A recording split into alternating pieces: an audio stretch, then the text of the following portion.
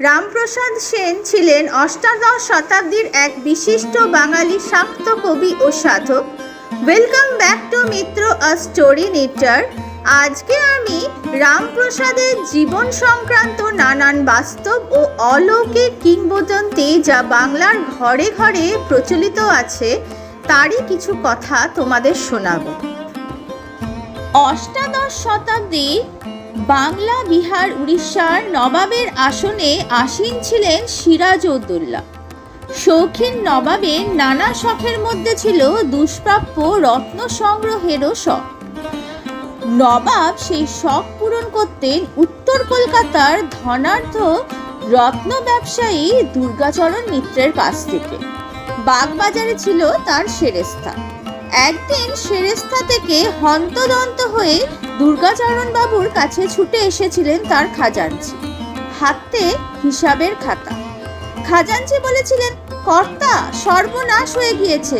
যে ছোকরার উপর হিসেব রাখার দায়িত্ব দেওয়া হয়েছিল সে হিসাবের খাতায় হিসাব না কষে কি সব লিখে রেখেছে দেখুন। পুরো হিসেব ভুলিয়ে গিয়েছে। এই লোককে পত্র পাঠ বিদায় না করলে আরো বড় ক্ষতি হয়ে যাবে কর্তা। রাগে দুর্গাচরণ মিত্রের মুখ রক্তবর্ণ হয়ে উঠেছিল। কর্মচারীটিকে শাস্তি দেওয়ার আগে স্বচক্ষে দেখে নেওয়ার জন্য জাবদা খাতাটা খুলেছিলেন দুর্গাচরণবাবু। উল্টে গিয়েছিলেন পাতার পর পাতা। বদলে গিয়েছিল দুর্গাচরণবাবুর অভিব্যক্তি। জাবদা খাতার পর খাতা লেখা রয়েছে হিসেবের বদলে কালী কীর্তন। একটি পাতায় আটকে গিয়েছিল কালীভক্ত দুর্গাচরণ মিত্রের চোখ। সেই পাতায় খামের কলম দিয়ে কর্মচারীটি লিখেছিল, আমায় দাও মাতা বিলদারি, আমি নিমুখারাম নই শঙ্করী, পদ্মরত্ন ভাণ্ডার সবাই লুটে ইহা আমি সইতে নারী।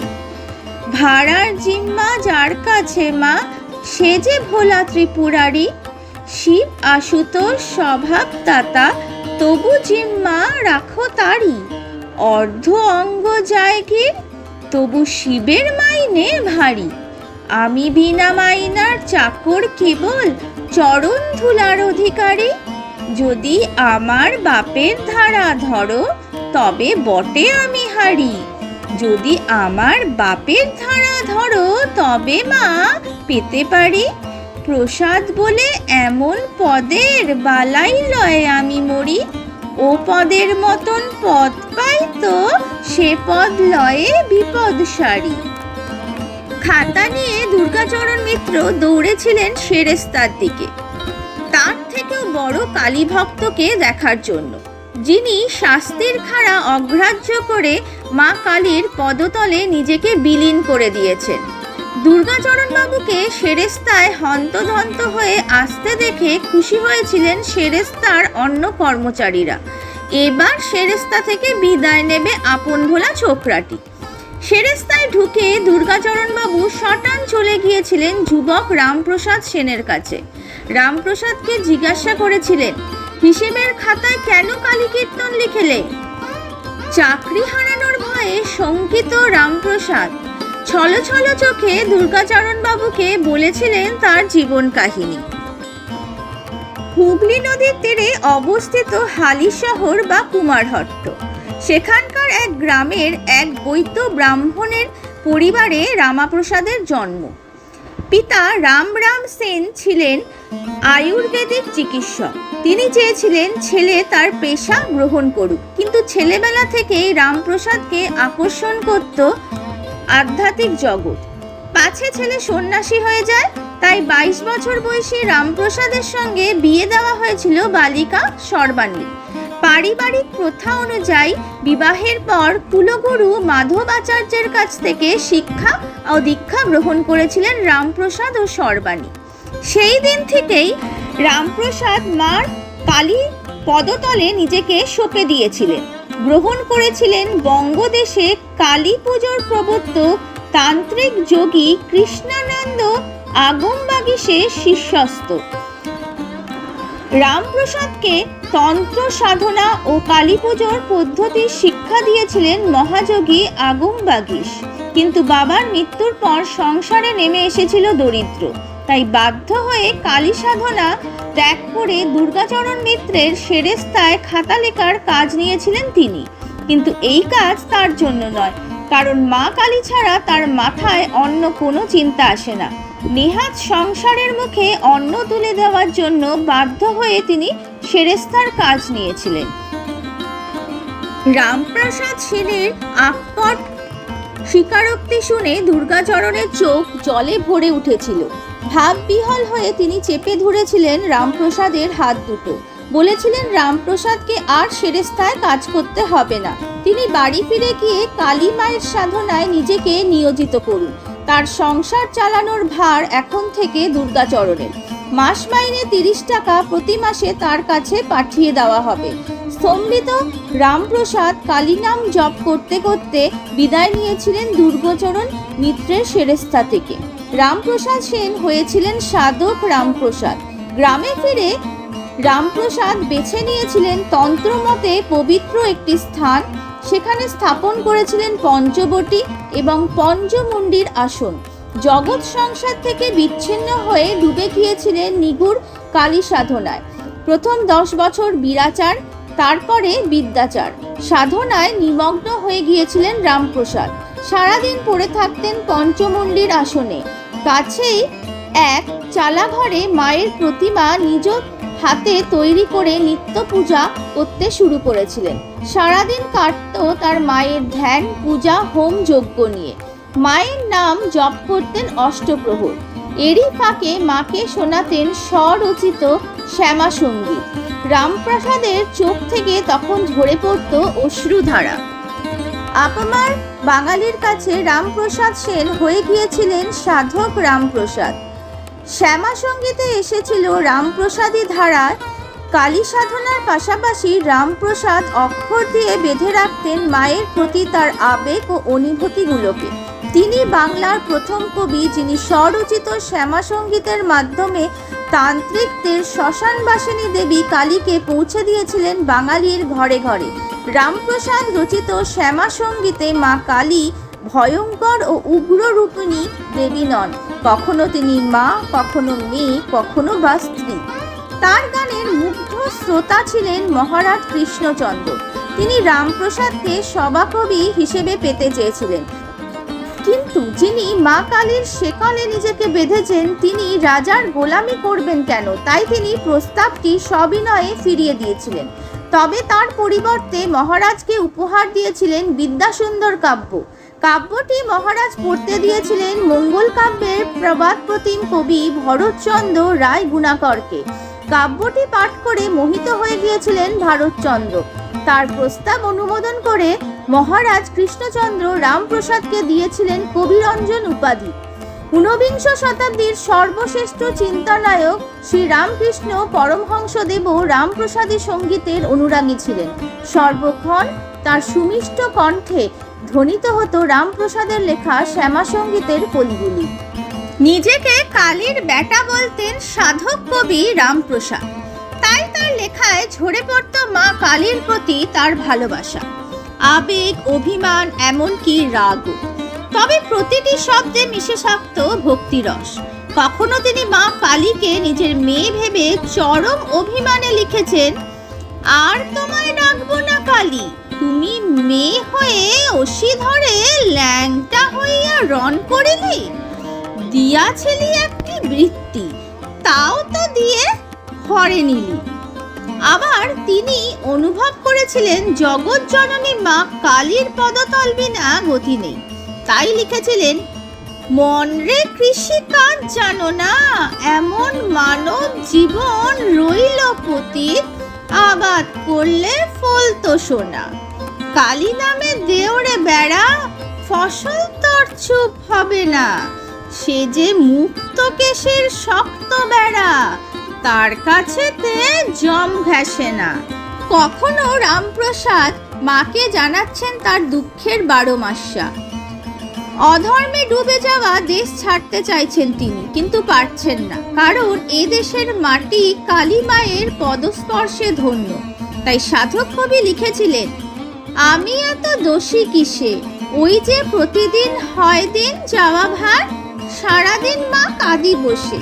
মনি করে গৃহছাড়ি, থাকবো না আর এমন দেশে। কিন্তু এমন কল করেছ কালী, বেঁধে রাখে মায়া পাশে।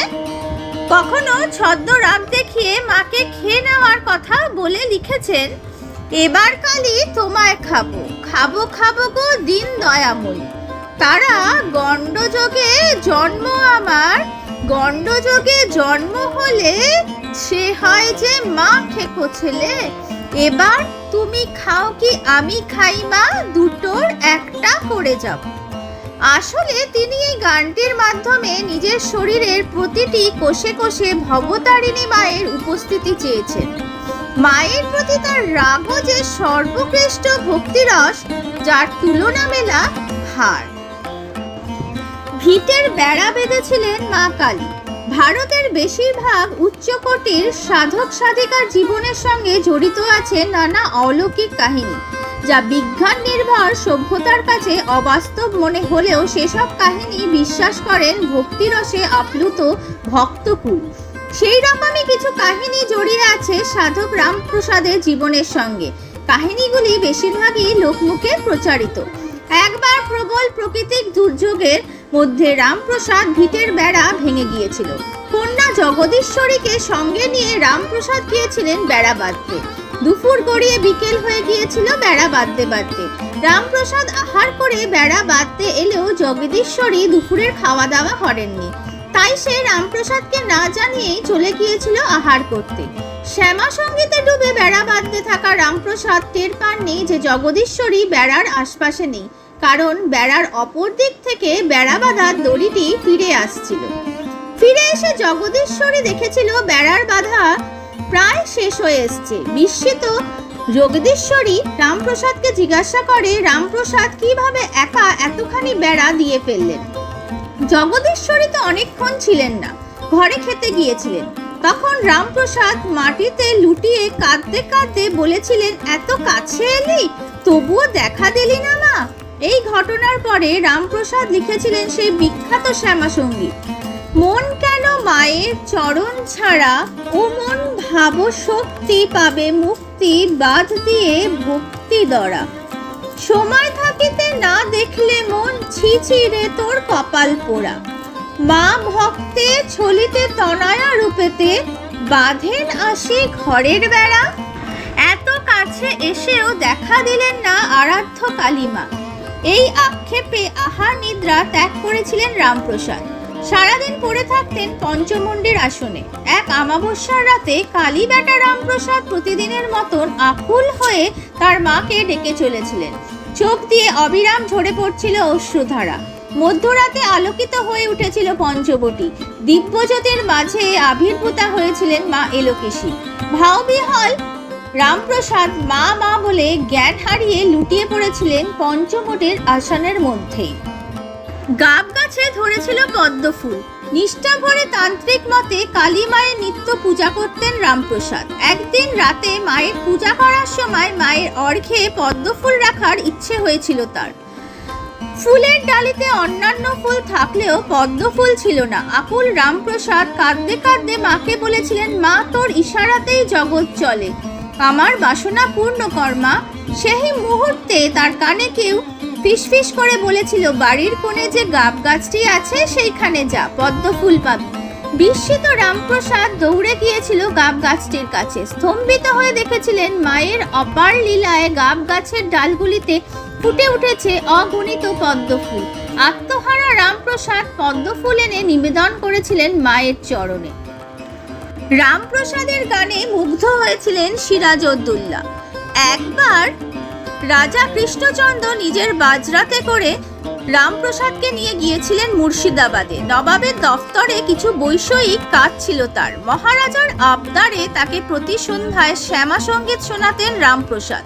কোনো একদিন নবাবী বাজরা করে সন্ধ্যা ভ্রমণে বেরিয়েছিলেন নবাব সিরাজউদ্দৌলা। রাজা কৃষ্ণচন্দ্রের বজরার পাশ দিয়ে যাচ্ছিলেন নবাবের বজরা। সঙ্গীতের অনুরাগী নবাবের কানে ভেসে এসেছিল সুধামাখা কালী কীর্তন। নবাব জিজ্ঞাসা করেছিলেন, কে গাইছে এমন মধুর কণ্ঠকার? বাজরার মাঝিরা জানিয়েছিলেন কণ্ঠটি রামপ্রসাদের। থেমে গিয়েছিল নবাবের বজরা। রামপ্রসাদকে তার বজরায় এসে গান শোনাবার অনুরোধ করেছিলেন নবাব। নবাব সিরাজউদ্দৌলাকে খুশি করার জন্য ফার্সিতে গজল গেয়েছিলেন রামপ্রসাদ, কিন্তু গানটি থামার পর নবাব বলেছিলেন, তুমি যে গানে আমাকে টেনেছো, আমি তোমার কণ্ঠে সেই শ্যামা সঙ্গীত শুনতে চাই। এরপর রামপ্রসাদ একের পর এক শ্যামা সঙ্গীত গেয়ে গিয়েছিলেন। বিধর্মী নবাবও ডুবে গিয়েছিলেন রামপ্রসাদী শ্যামা সঙ্গীতের ভবসাগরে। রঘু ডাকাত ও রামপ্রসাদ। মহারাজ কৃষ্ণচন্দ্র তখন মৃত্যুশয্যায়।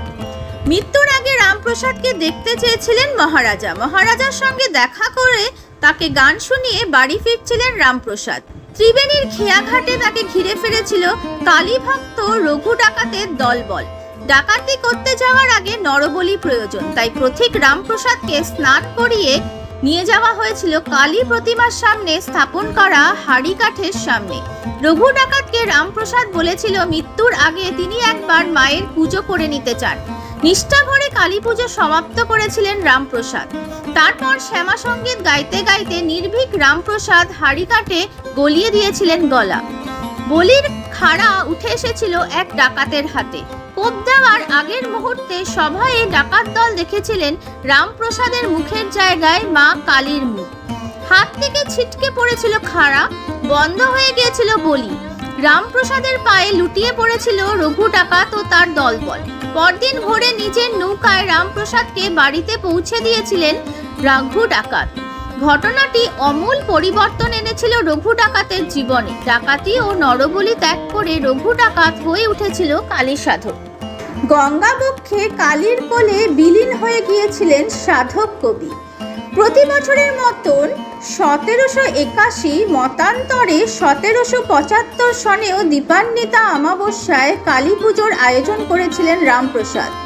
বিপত্নিক রামপ্রসাদকে মাতৃ আরাধনায় সাহায্য করতেন পুত্র রামদুলাল ও পুত্রবধূ ভগবতী। সারা রাত ধরে পুজো করার পর ভোর রাতে মাকে গান শুনিয়েছিলেন রামপ্রসাদ। পরদিন সন্ধ্যায় মায়ের ছোট্ট প্রতিমাটি মাথায় নিয়ে ভক্তবৃন্দের সঙ্গে চলেছিলেন গঙ্গায় বিসর্জন দেওয়ার জন্য। প্রতি বছরের মতন সেবারেও সজল চক্ষে গেয়ে চলেছিলেন একের পর এক শ্যামা সঙ্গীত। গঙ্গার বুক জলে নেমে মাকে আরও কয়েকটি গান শুনিয়েছিলেন রামপ্রসাদ। তারপর মাকে মাথায় নিয়ে ডুব দিয়েছিলেন গঙ্গায়। মাকে ভাসিয়ে দিয়েছিলেন আরও কয়েকটি ডুব। তারপরে ঢলে পড়েছিলেন পতিত পাবনী গঙ্গা বক্ষে। ভক্তবৃন্দ বলেছিলেন বিদায়কালে মা তার দুঃখী ছেলেকে সঙ্গে নিয়ে গেলেন। কথাটা সঠিক। কালীর বেটা রামপ্রসাদ এইভাবেই তো কালীর কোলে বিলীন হতে চেয়েছিলেন। তাই তো লিখে গিয়েছিলেন, ডুব তেরে মন কালী বলে হৃদি রত্নাকরের আঘাত জলে। রত্নাকর নয় শূন্য কখন, দু চার ডুবে ধন না পেলে। তুমি দম সামর্থ্যে এক ডুবে যাও কুল কুণ্ডলিনীর কুলে। ডুব দে রে মন কালী বলে হৃদি রত্নকারের আগাধ জলে। রত্নাকর নয় শূন্যে কখন, দু চার ডুবে ধন না পেলে। তুমি দম সামর্থ্যে এক ডুবে যাও কুল কুণ্ডলিনীর কুলে। আজকের এপিসোডটা তোমাদের কেমন লাগলো আমায় নিশ্চয় জানিও। ভালো লাগলে লাইক শেয়ার কমেন্ট করো। কিছু ভুল তথ্য বা তোমাদের মনে হয়েছে কোথাও কিছু ভুল ত্রুটি রয়ে গেছে সেটাও আমাকে বলো। আমার এই ছোট্ট চ্যানেলটাকে সাবস্ক্রাইব করে বেল নোটিফিকেশন ক্লিক করে পাশে থেকো। আবার তোমাদের সাথে দেখা হচ্ছে অন্য একটি গল্প নিয়ে। আজকের মতন টাটা।